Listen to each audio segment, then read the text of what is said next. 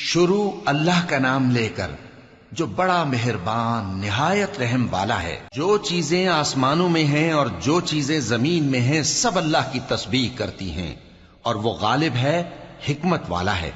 وہی تو ہے جس نے کفار اہل کتاب کو پہلی لشکر کشی پر ہی ان کے گھروں سے نکال دیا۔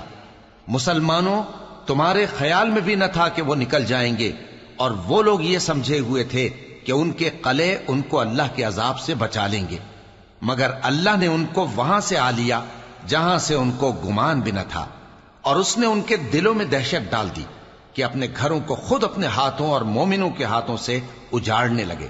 تو اے بصیرت کی آنکھیں رکھنے والو، عبرت حاصل کرو۔ اور اگر اللہ نے ان کے بارے میں جلا وطن کرنا نہ لکھ رکھا ہوتا تو ان کو دنیا میں بھی عذاب دے دیتا، اور آخرت میں تو ان کے لیے آگ کا عذاب تیار ہے ہی۔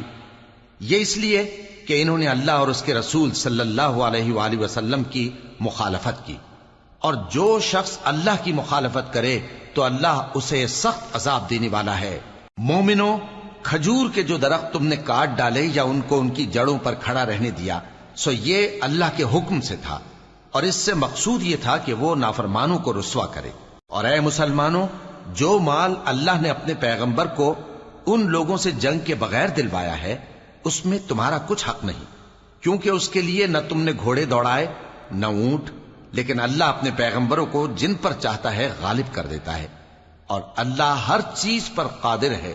جو مال اللہ نے اپنے پیغمبر صلی اللہ علیہ وآلہ وسلم کو بستیوں والوں سے دلوایا ہے وہ اللہ کے اور پیغمبر کے قرابت والوں کے اور یتیموں کے اور حاجت مندوں کے اور مسافروں کے لیے ہے، تاکہ جو لوگ تم میں دولت مند ہیں انہی کے ہاتھوں میں نہ گردش کرتا رہے، اور جو چیز تم کو پیغمبر صلی اللہ علیہ وآلہ وسلم دیں وہ لے لو، اور جس سے منع کریں اس سے باز رہو، اور اللہ سے ڈرتے رہو، بے شک اللہ سخت عذاب دینے والا ہے۔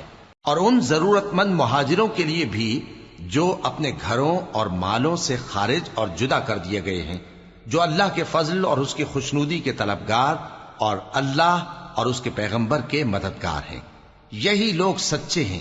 اور ان لوگوں کے لیے بھی جو مہاجرین سے پہلے اس گھر یعنی مدینے میں مقیم ہیں اور ایمان میں مضبوط ہیں، اور جو لوگ ہجرت کر کے ان کے پاس آتے ہیں وہ ان سے محبت کرتے ہیں، اور جو کچھ ان کو ملا اس سے اپنے دل میں کچھ خواہش اور خلش نہیں پاتے، اور ان کو اپنی جانوں پر مقدم رکھتے ہیں خواہ وہ خود بھی فاقے سے ہوں۔ اور جو شخص خود غرضی سے بچا لیا گیا تو ایسے ہی لوگ بامراد ہیں۔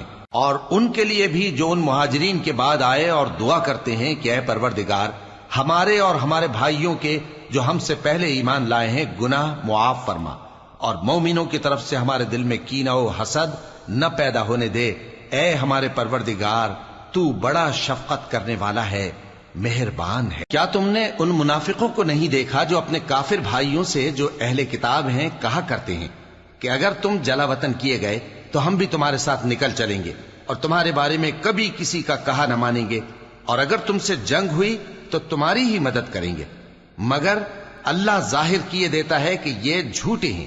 اگر وہ نکالے گئے تو یہ ان کے ساتھ نہیں نکلیں گے، اور اگر ان سے جنگ ہوئی تو یہ ان کی مدد نہیں کریں گے، اور اگر مدد کریں گے بھی تو پیٹ پھیر کر بھاگ جائیں گے، پھر ان کو کہیں سے بھی مدد نہ ملے گی۔ مسلمانوں، تمہاری ہیبت ان لوگوں کے دلوں میں اللہ سے بھی بڑھ کر ہے، یہ اس لیے کہ یہ سمجھ نہیں رکھتے۔ یہ سب جمع ہو کر بھی تم سے نہیں لڑ سکیں گے مگر بستیوں کے قلعوں میں پناہ لے کر یا دیواروں کی اوٹ سے۔ ان کے آپس میں بھی بڑی لڑائی رہتی ہے، تم خیال کرتے ہو کہ یہ اکٹھے ہیں، حالانکہ ان کے دل پھٹے ہوئے ہیں۔ یہ اس لیے کہ یہ بے عقل لوگ ہیں۔ ان کا حال ان لوگوں کا سا ہے جو ان سے کچھ ہی پیشتر اپنے کرتوت کی سزا کا مزہ چکھ چکے ہیں، اور ان کے لیے دکھ دینے والا عذاب تیار ہے۔ منافقوں کی مثال شیطان کی سی ہے کہ انسان سے کہتا رہا کہ کافر ہو جا، پھر جب وہ کافر ہو گیا تو کہنے لگا کہ مجھے تجھ سے کچھ سروکار نہیں، مجھ کو تو اللہ رب العالمین سے ڈر لگتا ہے۔ تو دونوں کا انجام یہ ہوا کہ دونوں دوزخ میں جائیں گے، ہمیشہ اس میں رہیں گے، اور بے انصافوں کی یہی سزا ہے۔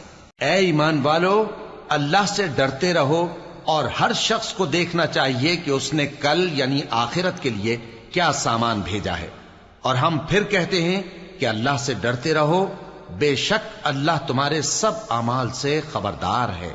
اور ان لوگوں جیسے نہ ہو جانا جنہوں نے اللہ کو بھلا دیا تو اللہ نے انہیں ایسا کر دیا کہ وہ خود اپنے آپ کو بھول گئے۔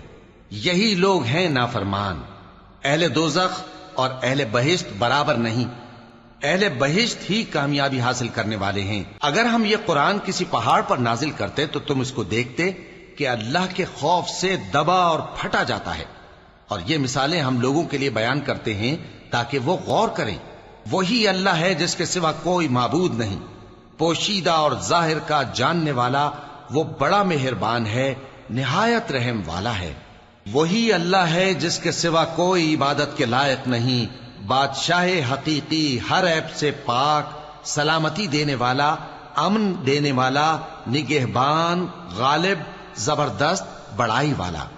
اللہ مشرکوں کے شرک سے پاک ہے۔ وہی اللہ تمام مخلوقات کا خالق، ایجاد و اختراع کرنے والا، صورتیں بنانے والا، اس کے سب اچھے سے اچھے نام ہیں۔ جتنی چیزیں آسمانوں اور زمین میں ہیں سب اس کی تسبیح کرتی رہتی ہیں، اور وہ غالب ہے، حکمت والا ہے۔